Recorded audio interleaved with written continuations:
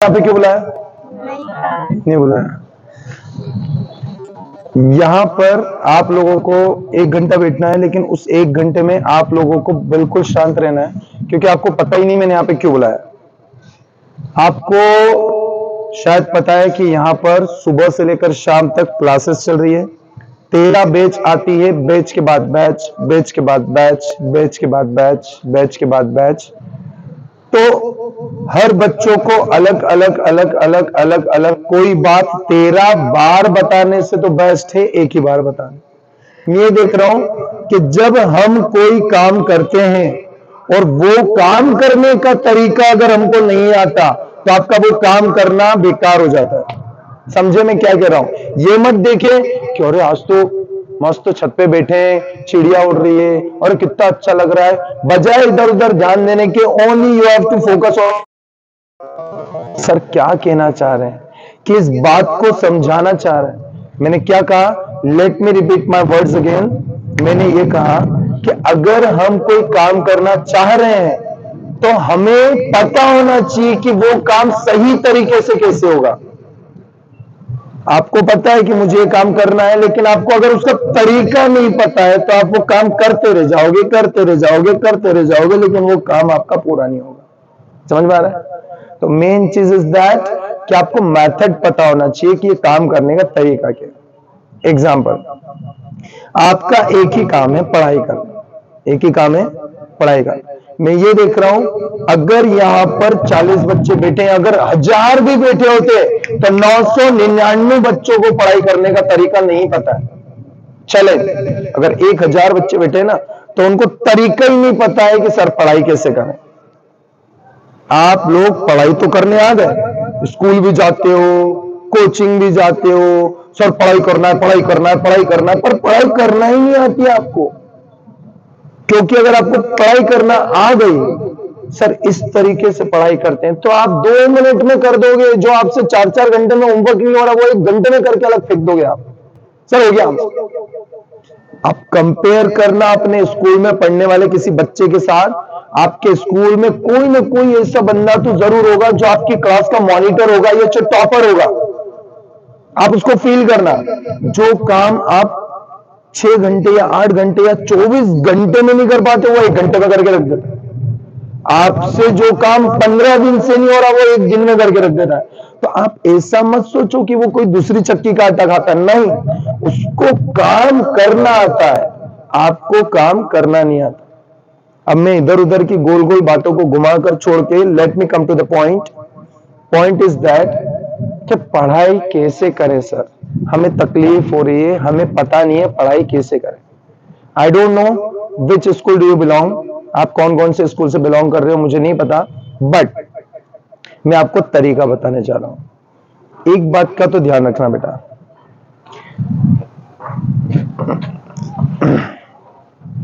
हम सभी बाबा महाकाल की नगरी में रहते हैं। कहां रहते हैं?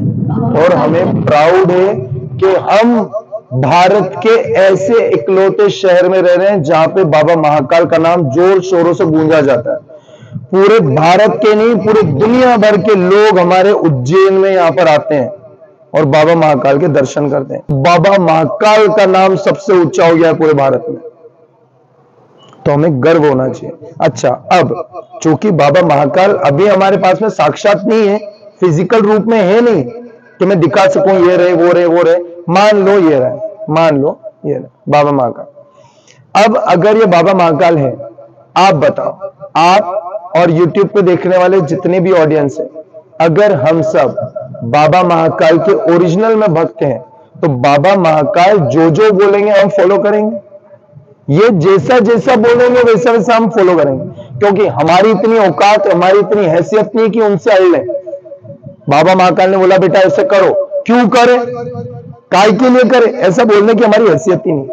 उन्होंने जो बोला, आपका आदेश सर रखो, आपने बोला बिल्कुल करें, आपने बोला बिल्कुल करें। बाबा महाकाल ने सृष्टि की रचना करी है, बाबा महाकाल ने ये बहती हुई हवा बनाई है, बहता हुआ पानी बनाया है, आकाश देख रहे हो उनकी बनाई हुई चीज है, धरती देख रहे हो उनकी बनाई हुई चीज है। अगर आप इस पर्यावरण में बैठे हो तो आप एक बात का ध्यान रखना, यहाँ पर ये लेक्चर में चाहता तो नीचे क्लास में बैठे बैठे दे सकता था, बट मैंने ऊपर बिठाया ताकि तुम देख सको अपने आसपास के एटमॉस्फेयर को, प्रकृति का एक एक कण, प्रकृति का एक एक कण। आप अपनी नजरों को जितना दूर तक फैला सकते हो फैला लो। आप जिस जिस चीज को देख लो, आपसे एक एक चीजें आपको कुछ ना कुछ सिखाएगी, आपको पढ़ना सिखाएगी। मैं बता दूं क्या, ये जो भी चीजें हमको सिखा रही है ना, जिसको हम देख पा रहे हैं, ये सिखानी नहीं है, बाबा महाकाल हमको सिखा रहे हैं कि प्रकृति का दूसरा नाम ही बाबा महाकाल है। ये हवा, ये भी बाबा महाकाल है, धरती वो भी बाबा महाकाल है। ये हमसे कुछ कहना चाहते हैं लेकिन हम सुनने को तैयार नहीं। एक बात का ध्यान रखना, अगर कोई व्यक्ति किसी के परिवार में किसी की डेथ हो जाती है, तो आपने सुना तो होगा ऐसा कि डेथ होने के बाद में उस व्यक्ति की आत्मा 3, 4, 5, 6 दिनों तक उस घर में घूमती रहती है। वो आत्मा का फिजिकल फॉर्म नहीं होता, वो बस एक अंदर ही अंदर घूमती रहती है और उस आत्मा को कोई देख नहीं पाता। देख पाता है क्या? उस आत्मा की एक चीज स्पेशल होती है कि वो आत्मा बोलना बहुत चाहती है, बोलना बहुत चाहती है, बात करना चाहती है, वो आपको छूना चाहती है, वो आपसे मिलना चाहती है, लेकिन वो आपसे ना बात कर पाती है, ना आपसे मिल पाती है और ना आप उसको देख पाते हो, कुछ नहीं हो पाता। वो बाबा महाकाल आपसे क्या कहना चाहते हैं, कौन से तरीके सिखाने पढ़ाई के? सबसे पहला तरीका ये बताओ कि यही आसपास कहीं एक घर बन रहा है और उस घर पे छत डल रही है। क्या डल रही है? पहला पहला नियम बता रहा हूं, 5 नियम बताऊंगा मैं। उस नियम को आगे के 6 महीने आप फॉलो कर लेना, बस 6 महीने, मैं ज्यादा नहीं बोल रहा। देखो, अगर उस 6 महीने की जगह अगर आप 6 साल तक फॉलो करोगे ना, तो आपकी लाइफ चेंज हो जाएगी, मेरे से लिख के रखो। लेकिन अगर आप इंटरेस्टेड नहीं हो, 6 महीने फॉलो कर लो, बस 6 महीने। पहला नियम, पहला नियम, ये मैं नहीं कह रहा हूं, मैं बाबा महाकाल से चलो पूछूंगा। अगर मैंने बाबा महाकाल को कोई काम बताया और बाबा महाकाल ने हाँ कर दिया कि नहीं सचिन सर बिल्कुल आपने सही बोला है, तो बाबा मेरी बात मत मानना, लेकिन इनकी बात तो मानोगे ना, इनकी बात तो मानोगे ना।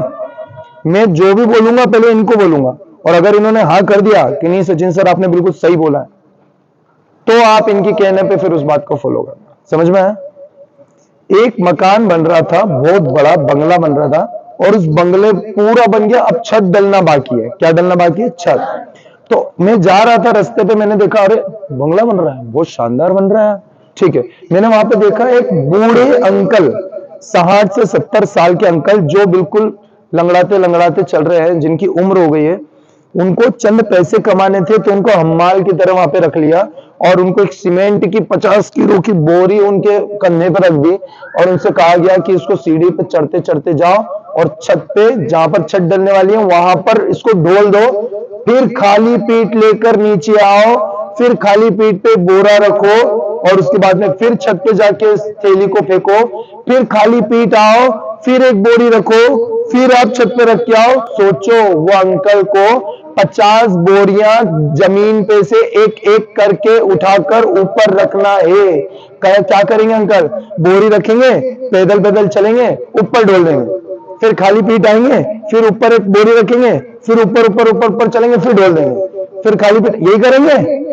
क्या करेंगे? यही करेंगे? ये तरीका बताओ बाबा महाकाल, यही तरीका है? अगर तुम लोग क्या कर रहे हो? तुम लोग एक बोरी रखी, तुम लोग नहीं, यूट्यूब पे देखने वाली जनता भी, अगर जितने बच्चे 99% बच्चे क्या गलती कर रहे हैं?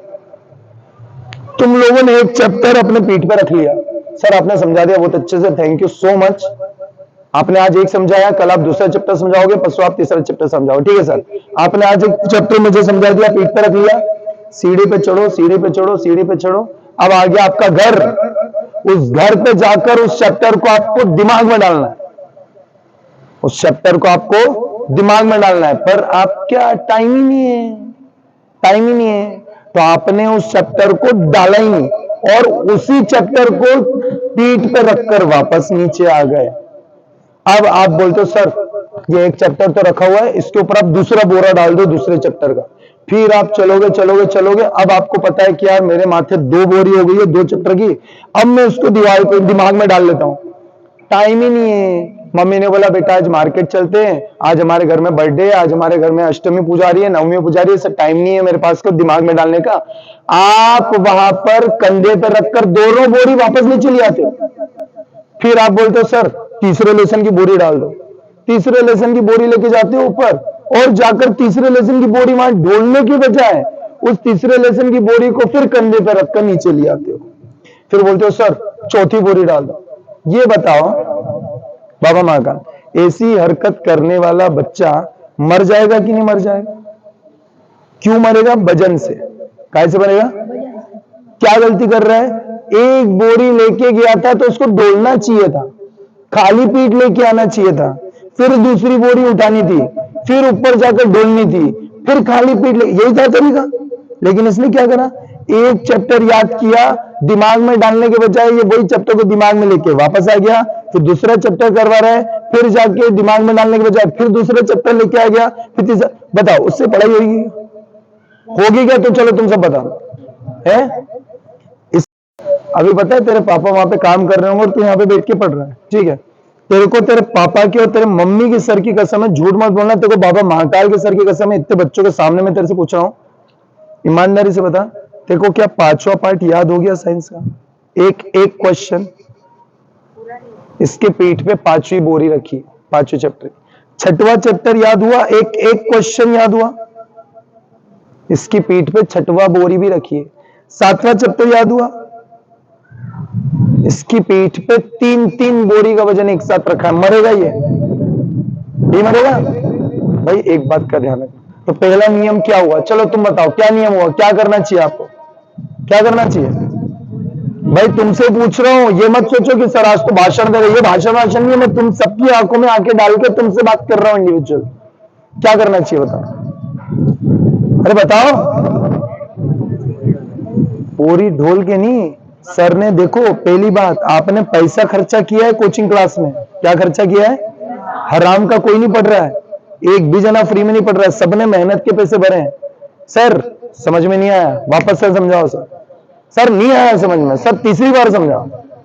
सर वापस समझाओ सर, चौथी बार। सर वापस समझाओ, 5वीं बार। ठीक है सर, सर समझ में आ गया, थैंक यू सर, आपने मुझे समझा दिया। आपने आपकी जिम्मेदारी निभा दी, अब बची हुई मेरी जिम्मेदारी। मेरी जिम्मेदारी है कि इसको घर के जाकर दिमाग में डाल लो। जब आप पीछे आ जाते हो ना अपने जिम्मेदारी से, तो आप नहीं पढ़ाई कर पाओ।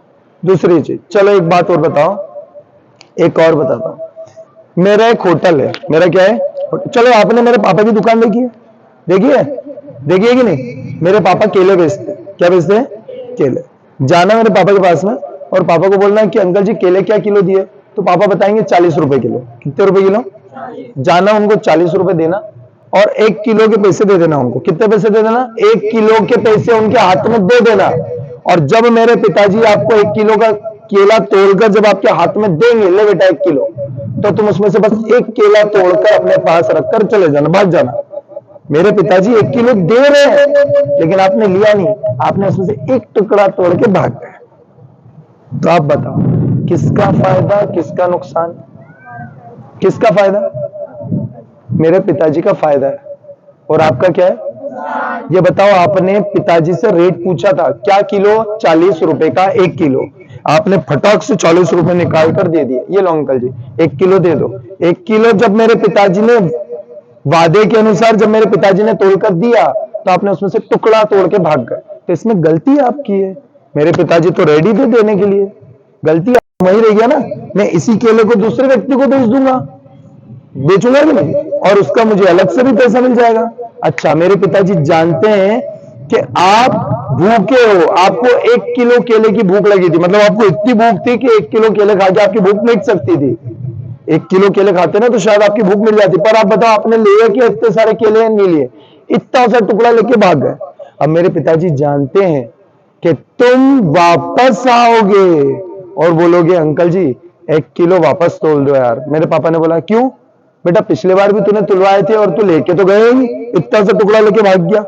अरे अंकल जी अब भूख लगी यार, अब तोल दो 1 किलो और लो 40 रुपए लो।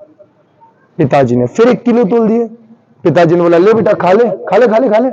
नहीं अंकल जी वो तो इतना सा दे दो मेरे को, बस चक लूं काफी है। चक के भाग गए।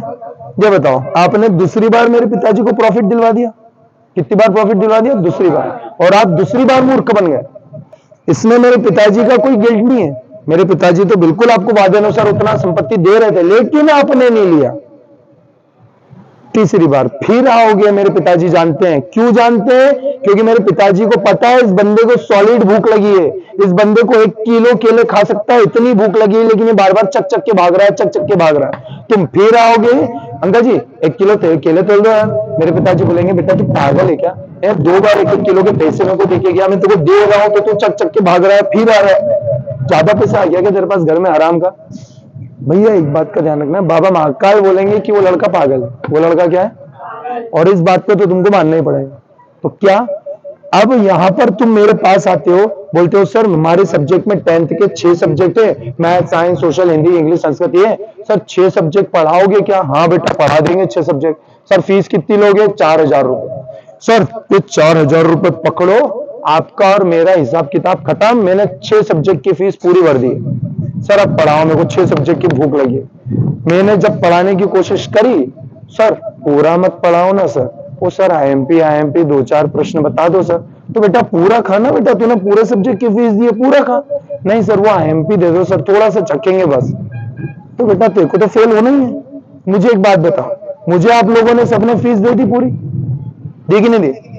आपका और मेरा पैसे से कोई रिलेशन है क्या? नहीं। अच्छा अब बताओ, अब अगर मैं पैसे पूरे ले चुका हूं, अब मैं एक ऐसे होटल में बैठा हूं जहां पर मेरा कस्टमर मुझसे 1 रोटी मांगी या 10 रोटी, देखो आपने मुझे 10 रोटी के पैसे दे दिए, कितने रोटी के पैसे दे दिए? अब बताओ अगर मैं होटल का ऑनर हूं, अब तुम मुझसे 10 रोटी के पैसे देने के बाद अगर 1 ही रोटी मांगोगे तो मेरा ही फायदा है कि नहीं है? अच्छा अब 1 रोटी मांगो या 10 रोटी मांगो, बात तो एक ही है, लेकिन तुम 1-1 रोटी खा के भाग रहे हो। सर आईएमपी दे दो ना, आईएमपी दे दो ना, सर आईएमपी दे दो ना, हम चक के चले जाएंगे। मैं जानता हूं, मैं तो दे दूंगा, मेरा ही पैसा बच रहा है, मेरी मेहनत बच रही है, मैं दे दूंगा। तुम फिर आ जाओगे फेल होके मेरे पास, सर हम फेल हो गए, हमको दोबारा भूख लग रही है। इसको लेक्चर जैसा मत लो, सर की कथा कब खत्म होगी यार? अरे यार सर तो आज धीरेन्द्र शास्त्री जैसे कथा दे रहे, वैसे मत लो। वाकई में इसको एक बार फील करके देखो कि नहीं यार ये सही मैटर है कि नहीं, और अगर ये मैटर है तो इसी चक्कर में तुम फेल हो रहे हो। समझ में आ रहा है? आईएमपी के भरोसे मत रहो, बिकॉज इस बार कोर्स कम हो गया। इनामी कूपन देखा है आपने? सब बच्चे जाते हो कभी किराने की दुकान पे जाना, आंटी जी ये कूपन है, 100 चिट्ठियां हैं, इसमें से अगर मैं एक चिट्ठी खोलूंगा तो उसमें इनाम निकलेगा, तो वो कितने का है चिट्ठी? 5 रुपए की चिट्ठी है। कितने रुपए की चिट्ठी है? चलो मैंने यहाँ पे खोली इनाम कूपन, तुम मेरे को 5 रुपए दो, मैं 5 रुपए जेब में रख के आपको एक चिट्ठी उठा के दे दूंगा। बताओ अब जरूरी है क्या कि उसी में इनाम खुल जाएगा? चिट्ठी खाली भी हो सकती है। चिट्ठी क्या हो सकती है? एक बात मैं क्लियर बोल दूं, उसमें 100 चिट्ठी रखी है जिसमें से 99 चिट्ठी खाली है। 99 चिट्ठी क्या है? केवल एक ही चिट्ठी में 2000 रुपए रखे हैं। कितने चिट्ठी में रखे हैं? बताओ तुम मेरे को अगर 5 रुपए दोगे और मैं बोलूंगा ले बेटा इसमें से तेरे हाथ से जो चिट्ठी निकालनी है निकाल ले, तो जरूरी है क्या कि वही इकलौती चिट्ठी में 2000 रुपए निकलेंगे? 99% चांसेस रहेंगे कि वो चिट्ठी खाली रहेगी। क्या रहेगी? क्योंकि 99 चिट्ठी के बाद में ही आपको इकलौती वो चिट्ठी निकलेगी जिसमें आपको 2000 रुपए मिलेंगे। अच्छा अब तुम बोलोगे भैया भैया ये 5 रुपए रखो, और भैया मैं चिट्ठी नहीं निकालूंगा मेरे हाथ से, आपके हाथ से आप आईएमपी वाली चिट्ठी निकाल के दे दो। आपके हाथ से ऐसी चिट्ठी देना जिसमें पैसे खुल जाए। तो बताओ दुकानदार को पता है क्या कि कौन सी आईएमपी वाली चिट्ठी है? भाई उसको ही पता होता तो वो खुद ही खरीद के खुद ही रख लेता 2000 रुपए। रखता कि नहीं रखता? उसको ही नहीं पता कौन सा है। अगर आपको कोई आईएमपी का डोज खिला रहा है, मत पढ़ना उनके चक्कर में। मैं फिर बता रहा हूं, अरे आ रहा है समझ, क्योंकि देने का तो कुछ नहीं। मैं भी बोल दूंगा ले बेटा आईएमपी देना, ये ले उठा के ले आईएमपी, जा जा जा मजे ले जिंदगी की। फिर ये मत बोलना सर हमारी चिट्ठी तो खाली निकल गई। बेटा मेरे को क्या पता था कौन सा एग्जाम, जो चीज 6 महीने बाद पेपर में छपेगी मैं 6 महीने पहले कैसे भविष्यवाणी कर दूं कि ये आएगा वो आएगा वो आएगा वो आएगा? मुझे नहीं पता, मैंने नहीं दिया आईएमपी। तुम आईएमपी के चक्कर में पड़े रहते हो इसलिए फेल हो जाते हो। कुछ आ रहा है समझ में? तो आईएमपी के चक्कर में मत पड़े रहो। होंगे 60, तो 60 में से मैडम ने कितने प्रश्न की आईएमपी दी? 5। तो बताओ वो बच्चा 55 प्रश्न याद करेगा क्या? करेगा ही नहीं। बच्चा मेहनत ही नहीं करेगा, बच्चा आईएमपी वाले याद करेगा। क्यों? उसको पता है वही आएंगे, उसको पता है ना वही आएंगे। अच्छा अब बच्चा पता है क्वार्टरली की तो एग्जाम दे दी, बच्चे ने 5 प्रश्न याद कर लिए और बोर्ड एग्जाम 100%।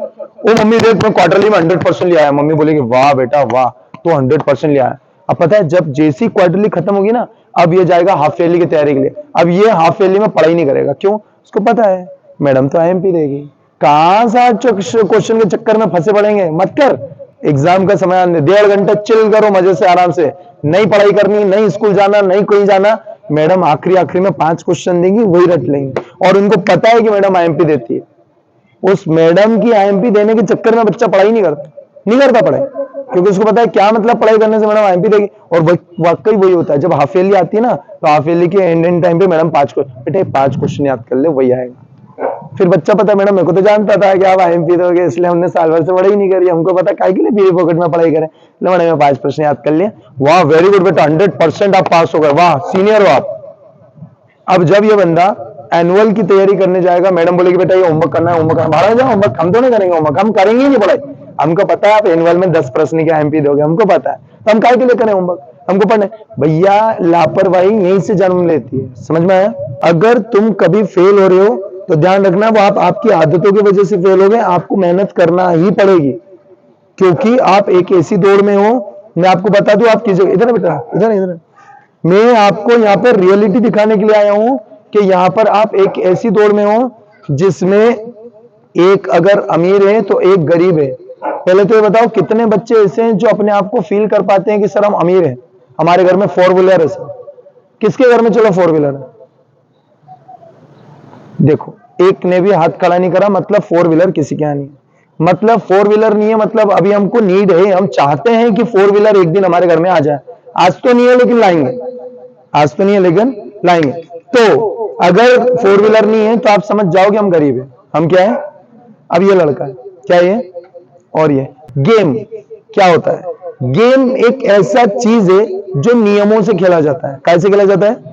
नियम होना चाहिए। क्या होना चाहिए? बाउंड्री के बाहर अगर डायरेक्ट गई तो 6, टप्पा खाते खाते गई तो 4, ये सब नियम होते हैं ना।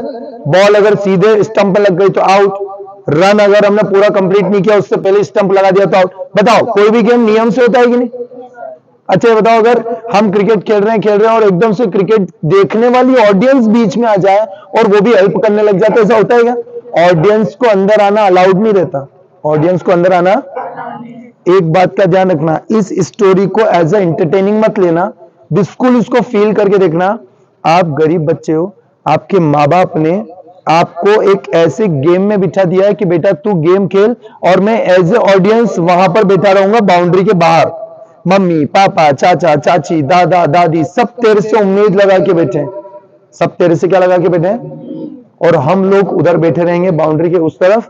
तुझसे हमने उम्मीद लगाई है, तू इस रेस को जीत, इस रेस को तू, इस रेस में क्या है, इन दोनों बच्चों, ये दोनों बच्चे अगर 1 किलोमीटर दौड़ेंगे तो 1 किलोमीटर के बाद में वहां पर 1 लाख रुपए रखे। कितने रुपए रखे? या फिर मान लो एक कार रखी है। क्या रखी है? कार। क्या रखी है? अच्छा बताओ कार में एक ही व्यक्ति बैठ पाता है कि कम से कम 4 व्यक्ति बैठ जाते हैं? अच्छा बताओ कि अगर तुम कार खुद चला रहे हो तो साइड में तुम्हारे पापा भाई बहन से बैठ जाएंगे कि? अच्छा बताओ अगर तुम कार जीतोगे तो तुम्हारे कार जीतने से तुम्हारे माँ बाप भी उसका फायदा ले पाएंगे कि नहीं? तुम्हारे माँ बाप भी रोड पे मस्त कार में घूमेंगे। ये बताओ अगर तुम कार जीत गए तो तुम्हारे माँ बाप सफर करेंगे कि नहीं? तुम्हारे कार जीतने से तुम्हारे माँ बाप सफर करेंगे। कौन सफर करेंगे? अगर तुम्हारे मन में माता पिता के प्रति प्रेम है, मम्मी देख तू आज तक तो कार में नहीं घूम पाई लेकिन मैं तेरे को कार में घुमाऊंगा। माँ आज मेरे पास में एक ऐसा मौका है कि ये जो दौड़ में अगर मैं जीत गया ना तो 1 किलोमीटर दूर एक कार खड़ी है, वो कार मैं हासिल कर सकता हूं और वो कार मेरे नाम हो गई तो मेरे कार जीतने से तू सफर करेगी, पापा सफर करेंगे, भाई सफर करेगा। ये कार मुझे कैसे भी करके मेरे कब्जे में करनी है। समझ में आ रहा है? तो ये लड़के ने बोला कि मैं सफर कराऊंगा। अच्छा अब ये लड़की, ये अमीर घर से, कौन से घर से? इसके घर में ऑलरेडी 5 कार है। ऑलरेडी इसके घर में क्या है? तो बताओ जिसके घर में ऑलरेडी 5 कार है उसको इतने दूर खड़ी एक कार का इंपॉर्टेंस होगा क्या? मैं क्या करूंगा दौड़ लगा के, वहां पे सड़ी सी कार पड़ी, मेरे घर में तो ऑडी है, मर्सिडीज, अरे भाई BMW पड़ी यार, कहा वहां पे वो i20 लेने जाएंगे, काय के लिए दौड़ लगाएंगे इतने लंबे? एक कार तो मिल रही है, मेरे घर में 5 कार ऐसी पड़ी यार, नहीं जाना हम। तो ये बंदा दौड़ ही नहीं लगाएगा, ये बंदा दौड़, इस बंदे को तुम बोलोगे ना पढ़ाई कर पढ़ाई कर पढ़ाई कर पढ़ाई कर, नहीं करेगा ये पढ़ाई। क्यों नहीं करेगा? इसको पता है कि मैं पढ़ लिख कर भी क्या करूंगा, पैसे कमाऊंगा, पैसा तो वैसे मेरे बाप ने दे रखा है। मेरे घर में 4-4 ट्रैक्टर है, मेरे घर में इतनी जमीन की एकड़ की खेती है, मेरे घर में ये नौकर चाकर है, घर है, बंगला है, प्रॉपर्टी है, सब है। भाई मुझे पढ़ने, भाई ध्यान रखो, आप जिस जगह पे बैठे हो ना उस जगह में अपने अड़ोस पड़ोस में हो सकता है कोई अमीर फैमिली से हो सकता है। तो जिस बंदे से आप देख रहे हो ना कि अमीर, तो वो दौड़ नहीं लगाएगा, उसके चक्कर में आप दौड़ना बंद मत करो, उसके चक्कर में आप दौड़ना बंद मत करो। उसको तो जरूरत नहीं है, लेकिन जरूरत आपको है, आपको दौड़ना है। तो ये बंदा क्या करेगा, इसने मेंटेलिटी सेट कर ली, यार ये तो दौड़ लगा नहीं रहा है। आपने कभी वो देखा है, नींबू रेस देखिए, वो चम्मच पे नींबू रख लेते हैं और मस्त धीरे धीरे चलते हैं। अच्छा, उसमें 5 लोग रहते हैं, तो 5 लोगों में से क्या 4 लोग तो जल्दी जीतने के चक्कर में दौड़ लगाते हैं ऐसे ऐसे, तो बताओ जितनी जल्दी करते हैं उतने चांसेस रहते हैं कि वो आउट हो जाएंगे, रहते हैं कि नहीं? तो भैया जिंदगी यही है, आपने जितनी जल्दी दौड़ लगाते हो ना, चांसेस उतने ज्यादा होते हैं आपके फेल होने के। आराम से चलो। कैसे चलना है? अच्छा, आपने एक चीज और देखी, जब हम 5 लोगों की नींबू रेस चलती है तो उसमें जब हम देखते हैं भाई आराम से चलना, ये 4 लोग तो जल्दीबाजी में गिरा चुके हैं, और जब आपको पता चलता है कि 5 में से 4 तो गिर गए, और जब आपको पता है मैं अकेले तो ही बचा हूं, आपको यही नहीं, आप किससे, मैं तो जीता जीता है गेम है, तो बताओ मेरा ऐसे ऐसे जाते हैं, नाचते नाचते जाके जीत लोगे। तो ये बंदा जानता है, क्या जानता है कि ये बंदे को कार की जरूरत ही नहीं है, इसके माँ बाप ने पहले से कार दे रखी, तो पता है ये क्या करेगा, ये क्या करेगा, ये दौड़ेगा, ये दौड़ेगा, और अगर दौड़ते दौड़ते दौड़ते दौड़ते अगर गिर गया, ओ घुटने में खून आ रहा है बहुत भयंकर। ध्यान रखना, यहाँ पे 2 सिचुएशन क्रिएट हो सकती है। पहली सिचुएशन, इधर इसके पास में कार है, ये तो दौड़ने लगा ना, अब ये दोनों गरीब हैं, ये दोनों क्या है, गरीब, ये दोनों क्या है। अब ये क्या कर रहे हैं, इसको पता है कि यार ये तो 2 रेस लगाएगा नहीं, इसको पता है इसे छोड़ो, हम दोनों की टक्कर है, हम दोनों की क्या है, या तो कार मेरे को मिलेगी या तो कार मेरे को मिलेगी। अब दोनों में से पता है ये क्या कर रहा है, ये क्या कर रहा है, दौड़ लगाता है, ये भी दौड़ लगाता है, ये दौड़ लगाते लगाते गिर गया,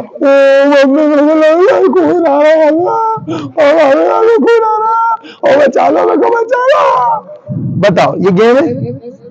ऑडियंस कहां बैठी है, बाउंड्री के उस तरफ, मम्मी पापा भाई बहन उधर बैठे ना, तुम कितना भी गाना गाओगे आपस में कोई मदद करने आएगा क्या? चलो अगर आ भी गया, आ गया कोई ग्राउंड में आ गया, वो मेरे छोरे को लग गई, तो आप तो गेम ऐसे हार गए, आप तो गेम ऐसे हार गए, हार गए कि नहीं?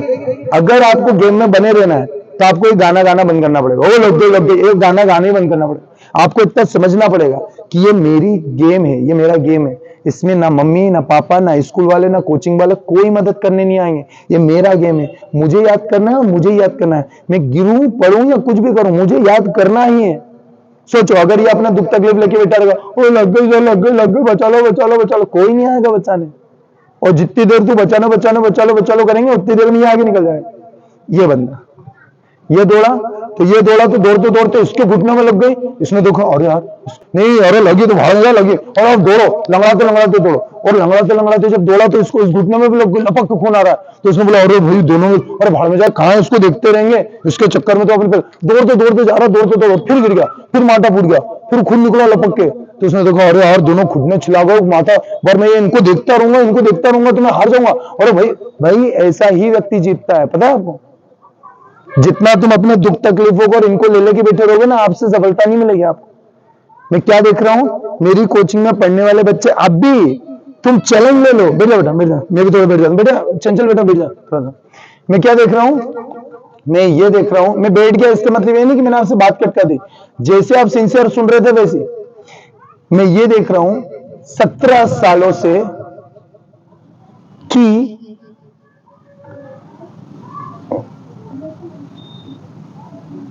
जब बच्चे रिजल्ट आते हैं और जब फेल होते हैं ना, सर आज हमारा 10th बोर्ड का रिजल्ट आ रहा है, सर मैं फेल हो गई, सर मैं फेल हो गई, तो पेरेंट्स आते हैं, सचिन सर हमने आपसे कितनी उम्मीद लगाई थी कि आप पास करा दोगे, मेरी छोरी फेल हो गई, मेरा छोरा फेल हो गया, सर हम तो इतनी उम्मीद कर रहे थे कि 11वीं में जाएगी लेकिन फिर 10th में आ गई, सर आपने सर थोड़ा ध्यान दे देते सर। सब आता है हमारे माथे, सर फेल हो गया फेल हो गया। मैं आपको एक चीज बता दूं, इस दुनिया का नियम है कि अगर आपको सफलता पानी है ना तो आपको कुछ ना कुछ त्याग करना पड़ेगा। क्या करना पड़ेगा? और हमसे त्याग होता नहीं, हमसे त्याग होता नहीं, और बिल्कुल नहीं होता, बिल्कुल नहीं होता। किस चीज का त्याग बताता हूं। अभी वो हमारे बाहर, घर के बाहर, कोचिंग क्लास के बाहर गणपति बप्पा बैठे। कौन बैठे? ये पिछले 10 दिन से बैठे। कितने दिन से? इनके चक्कर में न जाने कितने बच्चे कोचिंग की छुट्टी मार रहे हैं छुट्टी। अब ये जाएंगे नहीं जाएंगे, दादा दादी आ जाएंगे श्राद्ध बन के, सर हमारे घर में दादा दादी का है, हम 10 दिन के लिए छुट्टी मार रहे हैं, सर हमारे घर में दादा दादी का है, हम 12 दिन की छुट्टी मार रहे हैं, सर हमारे घर में दादा दादी का है, हम गाँव जा रहे हैं। ठीक है, दादा दादी गए नहीं, फिर तुम्हारे घर में बड़ी मम्मी आ जाएगी, वो दुर्गा माता आ जाएगी नवरात्रि की, वो 10 दिन बैठी रहेगी, फिर बड़ी मम्मी जाएगी, फिर उधर बड़े पापा आ जाएंगे, रावण आएंगे, सर हमारे घर में रावण को पुजा रहे हैं तो हमको छुट्टी चाहिए, फिर रावण पुजाते हैं, तो रावण जाएगा नहीं जाएगा, फिर कौन, लक्ष्मी माता, वो 7-8 दिन बैठी रहेगी, फिर वो जाएगी नहीं जाएगी, सर हमको हमारे इतने दिन के लिए जाना। भैया सुनो, आप अपनी खुशियों का त्याग ही नहीं कर पा रहे, आप अपनी खुशियों का, ये छुट्टियों के चक्कर में पड़े हो आप लोग। सर मेरे घर में अष्टमी पुजारी, सर मेरे घर में नवमी पुजारी, सर मेरे घर में ये पुजारा, मेरे घर में वो पुजारा। भैया पुजारा पुजारा पुजारा पुराना जीवन भर तो पुजारा ही हो रहा है तुम्हारे घर में। 1 साल अगर पुजारा नहीं करोगे तो क्या वो कम थोड़ी ना हो जाएगा, अगले साल कर लेना। या अगर तेरे घर में अष्टमी पुजारी है तो मम्मी को बोलो कि मम्मी आप पापा आप भाई बहन मिलके आप पुजा लो, मैं 1 घंटे कोचिंग से आ जाऊंगा, कोई फर्क नहीं पड़ेगा, 1 घंटे तो जाना है बस, 1 घंटे होके आ जाऊंगा, जाता हूं पढ़ाई करके आता हूं, फटाफट कर लूंगा। यहां पे आदतें तुम खुद बिगाड़ रहे हो। एक बात का ध्यान रखना, जो व्यक्ति अपनी किस्मत खुद लिखता है ना, वो व्यक्ति जिद्दी होना चाहिए, बहुत ज्यादा जिद्दी। सबको ही पता है, अगर नहीं पता मैं बता दूं, मेरे को इतना प्राउड फील हो रहा है, इतना प्राउड फील, मैं शायद ये 4 बार बता चुका हूं क्लास में। मेरी नेहा, मेरी वाइफ नेहा की बहन स्वाति डोने, ये 4 लड़कियां थी घर में। कितनी लड़कियां? इनका कोई भाई नहीं था, कोई भाई नहीं था, सोचो चारों ही लड़कियां। और जिस घर में 4 लड़कियां हो ना, उनको जीना मुश्किल हो जाता है, क्योंकि लड़कियों के ऊपर समाज की गंदे लड़कों की नजरें बहुत रहती है। वो लड़कियों को जीने नहीं देना ढंग से, बेचारी स्वतंत्रता पूर्वक स्कूल जा पाती ना, कोचिंग जा पाती ना, कहीं काम कर पाती, हैवानों की नजरें पहली रहती है। चलो एक लड़की तो मेरे घर में आ गई बड़ी, अब बच्ची घर में 3 लड़कियां, 3। अच्छा, ये जो परिवार है जिनकी मैं बात कर रहा हूं, 3 लड़कियों के ऊपर 2 माँ बाप बहुत कच्चा काम करते हैं, बहुत मजदूरी शायद कर ही नहीं पाते बेचारे।